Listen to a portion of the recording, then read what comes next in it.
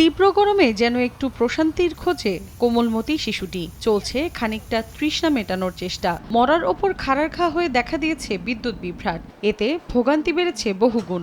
অসহনীয় গরমে এটি এখন ইউক্রেনের নিত্যদিনের চিত্র। নিয়মিত বিদ্যুৎ সংযোগ না থাকায় ফ্রিজের খাবারও নষ্ট হওয়ার পথে। এখানেই শেষ নয়, দুধ ও দুগ্ধজাত পণ্যের দামও আকাশচুম্বী। কারণ দ্রুত পচনশীল এসব খাদ্যদ্রব্য ভালো রাখতে দিনের বেশিরভাগ সময় ব্যবহৃত হচ্ছে জেনারেটর। এ অবস্থায় ব্যবসা করতে হিমশিম খাচ্ছে দোকানিরা। ইউরোপের আরেক দেশ ইতালিও পড়ছে তীব্র দাবদাহে। স্থানীয় সময় মঙ্গলবার দেশটির 12টি শহরে সতর্কতা জারি করে কর্তৃপক্ষ। দিনের বেলা বয়স্ক ব্যক্তি ও শিশুদের ঘরের বাইরে বের না হওয়ার নির্দেশ দেন তারা। পরামর্শ দেন খোলা স্থানে শরীরচর্চা না করার পাশাপাশি ভারী খাবার এড়িয়ে চলার। আবহাওয়া অধিদপ্তর জানায় বৃহস্পতিবারের মধ্যে তাপমাত্রা 42 ডিগ্রি সেলসিয়াস হতে পারে। সামনের দিনগুলোতে 44 ডিগ্রির পারদ ছুঁতে পারে স্পেনের তাপমাত্রাও। সকাল 10টা থেকে বিকেল 4টা পর্যন্ত বাসিন্দাদের বাইরে বের না হওয়ার পরামর্শ দিয়েছে ইস্তাম্বুল কর্তৃপক্ষও।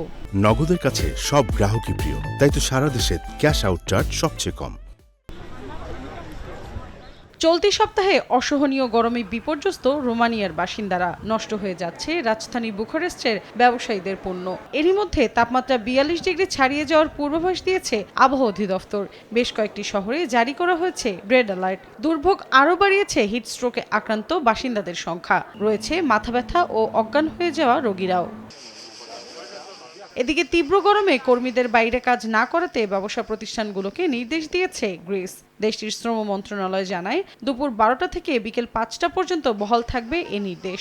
আগামী শুক্রবারের মধ্যে দক্ষিণ পূর্ব ইউরোপের দেশটির কিছু অংশে তাপমাত্রা 42 থেকে 43 ডিগ্রি সেলসিয়াসে পৌঁছাতে পারে বলে আশঙ্কা করছে আবহাওয়া অধিদপ্তর। জুলাই মাস শেষ হওয়ার আগে গরম কমার কোনো সম্ভাবনা নেই বলেও জানায় তারা।